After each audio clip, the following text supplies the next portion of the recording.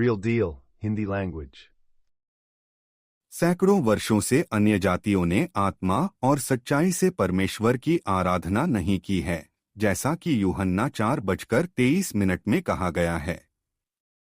इसमें कहा गया है, परंतु वह समय आता है और अब है जब सच्चे आराधक पिता की आराधना आत्मा और सच्चाई से करेंगे, क्योंकि पिता ऐसे ही आराधकों को ढूंढता है। सच्चे आराधक सच्चे ईसाई हैं और आपको यह समझना चाहिए कि आप इस समय न तो सच्चे हैं, लेकिन उम्मीद है कि आप भविष्य में सच्चे ईसाई होंगे। अन्य जातियों के ईसाइयों और संतों के साथ एक त्रासदी हुई जो आत्मा से धर्मी विश्वासी थे। उन्हें अन्य तथाकथित विश्वासियों द्वारा मार दिया गया जो शारीरिक रूप से धर्मी थे।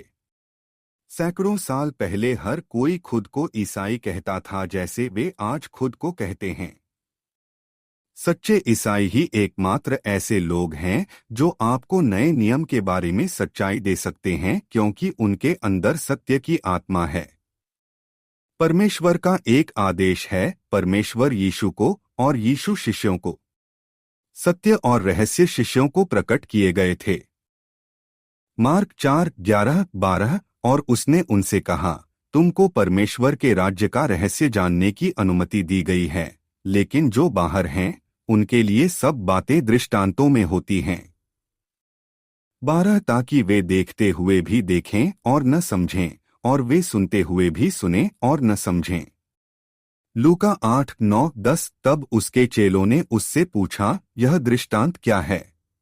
10 और उसने कहा, तुमको परमेश्वर के राज्य के रहस्यों की जानकारी दी गई है, लेकिन बाकी लोगों को दृष्टांतों में दी गई है, ताकि वे देखते हुए भी न देखें और सुनते हुए भी न समझें। प्रेरितों के काम 11:26 में शिष्यों को पहली बार ईसाई कहा गया था। ईसाई पवित्रीकरण प्रक्रिया से गुजरते हैं और संत बन जाते हैं। इसलिए यह ईसाई और संत हैं जो विश्वासियों को सिखाते हैं, वे जो सत्य की आत्मा की अभिव्यक्ति के साथ पवित्र आत्मा के साथ बपतिस्मा नहीं लेते हैं। विश्वासियों को सच्चे ईसाइयों या संतों से सच्चाई सुननी चाहिए। रोमियो 8:8 इसलिए जो शरीर के अनुसार हैं वे परमेश्वर को प्रसन्न नहीं कर सकते। 1 कुरिन्थियों 15:44 स्वाभाविक देह बोई जाती है और आत्मिक देह जी उठती है। स्वाभाविक देह होती है और आत्मिक देह भी होती है। इफिसियन 1:13 तुमने भी उसी पर भरोसा किया जब तुमने सत्य का वचन सुना, जो तुम्हारे उद्धार का सुसमाचार है, और जिस पर विश्वास करके तुम पर प्रतिज्ञा की हुई पवित्र आत्मा की छाप लगी। सत्य सिखाने के लिए आपके पास सत्य की आत्मा होनी चाहिए। केवल सच्चे ईसाई और संतों में ही सत्य की आत्मा होती है।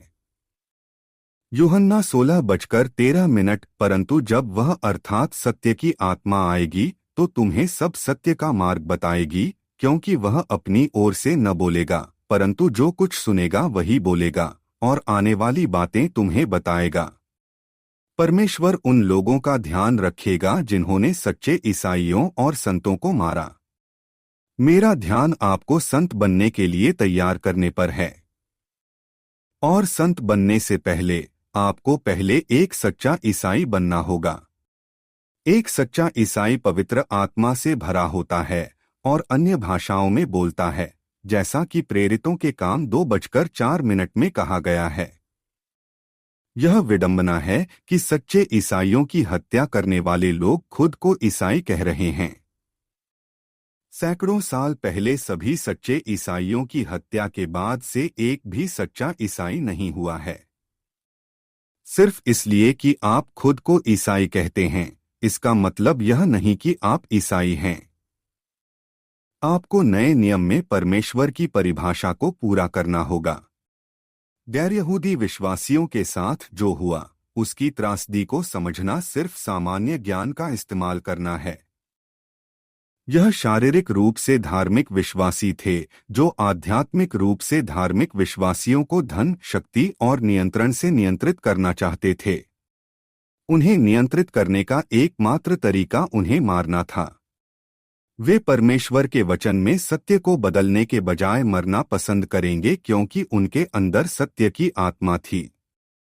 यूहन्ना 14:17 सत्य की आत्मा, जिसे संसार ग्रहण नहीं कर सकता क्योंकि वह न तो उसे देखता है और न जानता है, परंतु तुम उसे जानते हो क्योंकि वह तुम्हारे साथ रहता है और तुम में रहेगा। इसके बाद क्या हुआ जिसने विश्वासियों को प्रभावित किया? संप्रदाय। कोई भी व्यक्ति अपनी राय के आधार पर संप्रदाय शुरू कर सकता है। इसलिए कई लोग धर्म को एक राय कहते हैं। यह थोड़े से सत्य या बिल्कुल भी सत्य पर आधारित हो सकता है। प्रश्न: आप कैसे उम्मीद कर सकते हैं कि सैकड़ों वर्षों के बाद कोई संप्रदाय अब सत्य को जानेगा जबकि उन्होंने सत्य के बिना शुरुआत की थी? सिर्फ इसलिए कि कोई संप्रदाय अपने झूठे आख्यानों को इस हद तक सिखाता रहा है कि यह परंपरा बन गई है, यह उसे सत्य नहीं बनाता। एक भी संप्रदाय नहीं जानता था कि मत्ती 28:19-20 एक ईसाई की परिभाषा है, या यह कि यूहन्ना 3:05, मरकुस 16:18, प्रेरितों के काम 2:04, या यहाँ तक कि यूहन्ना 3:16 यह परिभाषित करता है कि एक मसीही क्या है। इनमें से प्रत्येक शास्त्र मसीह की आत्मा, परमेश्वर की आत्मा और सत्य की आत्मा के बारे में बात करता है। मनुष्य खुद को जितना बुद्धिमान समझता है, वह परमेश्वर के वचन में आध्यात्मिक सत्य को समझने में असमर्थ रहा है। 1 कुरिन्थियों 2:14, परंतु शारीरिक मनुष्य परमेश्वर की आत्मा की बातें ग्रहण नहीं करता क्योंकि वे उसके निकट मूर्खता की बातें हैं, और न वह उन्हें जान सकता है क्योंकि उनकी जांच आत्मिक रीति से होती है। मंडली के सामने खड़ा एक पादरी या नेता जो खुद को ईसाई और मंडली को ईसाई कहता है, नया नियम नहीं जानता और उसे पता नहीं है कि परमेश्वर का राज्य क्या है। आप अपनी तुलना उन शिष्यों से क्यों नहीं करते जिन्हें पवित्र आत्मा द्वारा बपतिस्मा दिए जाने के बाद ईसाई कहा गया था? प्रेरितों के काम 11:26। उन्हें यीशु ने सत्य सिखाया, उन्होंने मसीह की आत्मा प्राप्त की।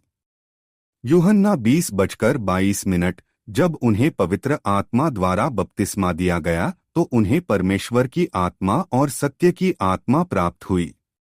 प्रेरितों के काम 2:04, और तुम्हें अन्य भाषा में बोलना चाहिए। मरकुस 16:17। प्रेरितों के काम 2:04 में लिखा है, और वे सब पवित्र आत्मा से भर गए, और जिस प्रकार आत्मा ने उन्हें बोलने की सामर्थ दी, वे अन्य अन्य भाषा बोलने लगे। आपको पवित्र आत्मा से परिपूर्ण होने के लिए मसीह की आत्मा, परमेश्वर की आत्मा और सत्य की आत्मा की आवश्यकता है। आप में से जो लोग अन्य भाषाओं में बोलते हैं, उन्हें सत्य की आत्मा प्राप्त करने से पहले सत्य सिखाया जाना चाहिए। एक आस्तिक, यह सोचकर कि वे एक ईसाई हैं, ने कहा कि वे इस संप्रदाय में पैदा हुए थे और वे इसी संप्रदाय में मरेंगे।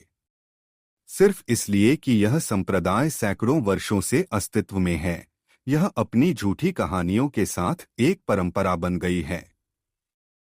विश्वासियों को यह समझना चाहिए कि शारीरिक रूप से मरने के बाद आप आध्यात्मिक रूप से जीवित रहते हैं।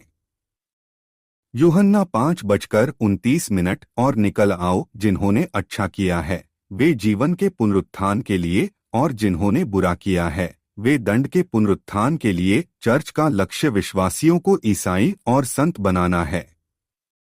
चर्च की स्थापना चर्च के नेताओं को संतुष्ट करने या उन्हें अमीर बनाने के लिए नहीं की गई थी। जागो, परमेश्वर के वचन में सत्य को अपने हृदय में सुनो और ग्रहण करो।